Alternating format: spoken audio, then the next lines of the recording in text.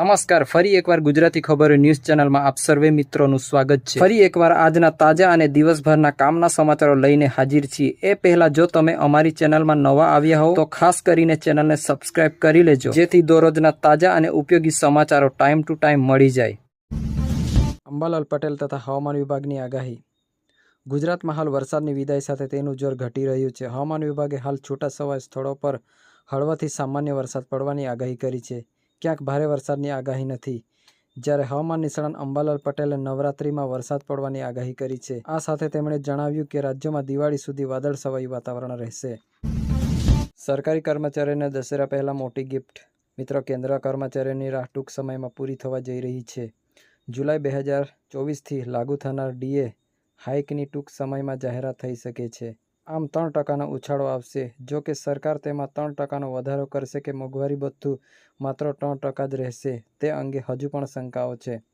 મતલબ કે ગણતરી 0થી શરૂ થશે। સૂત્રોનું માનીએ તો દશેરા પહેલા યોજાનારી કેબિનેટ બેઠકમાં તેને મંજૂરી આપવામાં આવી શકે છે। હવામાન વિભાગની આગાહી। છેલ્લા 24 કલાક દરમિયાન પૂર્વોત્તર રાજ્યોમાં વિવિધ સ્થળોએ ભારે વરસાદ થયો છે।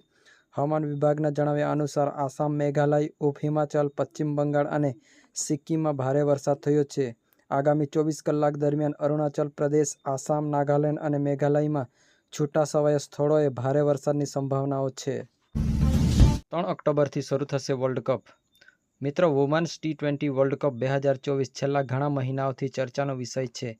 અગાઉ આ ટૂર્નામેન્ટ બાંગ્લાદેશમાં યોજાવાની હતી, પરંતુ ત્યાં વિદ્યાર્થીઓના વિરોધ બાદ વર્લ્ડ કપની યજમાની યુએઈને સોંપવામાં આવી હતી। 3થી 20 ઓક્ટોબર સુધી ચાલનાર વુમેન્સ વર્લ્ડ કપમાં કુલ 10 ટીમો ભાગ લઈ રહી છે। અહીં જાણો ભારતીય ટીમ તેની પ્રથમ મેચ ક્યારે રમશે અને કઈ ટીમ સાથે તેને કયા ગ્રુપમાં રાખવામાં આવી છે। તો મિત્રો, ભારતની પ્રથમ મેચ 4 ઓક્ટોબરે ન્યૂઝીલેન્ડ સાથે થશે અને ભારતની મેચ પાકિસ્તાન જોડેની વાત કરવામાં આવે તો 6 ઓક્ટોબરે ભારત પાકિસ્તાન જોડે મેચ રમશે। અમિત શાહ આજથી 2 દિવસ ગુજરાતના પ્રવાસે। મિત્રો, કેન્દ્રીય ગૃહમંત્રી અને સહકારી મંત્રી અમિત શાહ આજથી અમદાવાદના 2 દિવસના પ્રવાસે આવી રહ્યા છે। 2 દિવસના પ્રવાસ દરમિયાન ગાંધીનગર લોકસભા મત વિસ્તારમાં 18 જેટલા કાર્યક્રમોમાં હાજરી આપવાના છે। 3 ઓક્ટોબરે લગભગ 1.5 ડઝન કાર્યક્રમમાં હાજરી આપશે। આ ઉપરાંત સાણંદ, અમદાવાદ ગ્રામ્ય વિસ્તારના કાર્યકરોને સંબોધન કરશે। તારીખ 4 ઓક્ટોબર સવારે 10:45 વાગે અમદાવાદ ડિસ્ટ્રિક્ટ કો-ઓપરેટિવ બેંકની સ્થાપના 100 વર્ષની ઉજવણીમાં આગેવાનોને સંબોધિત કરશે।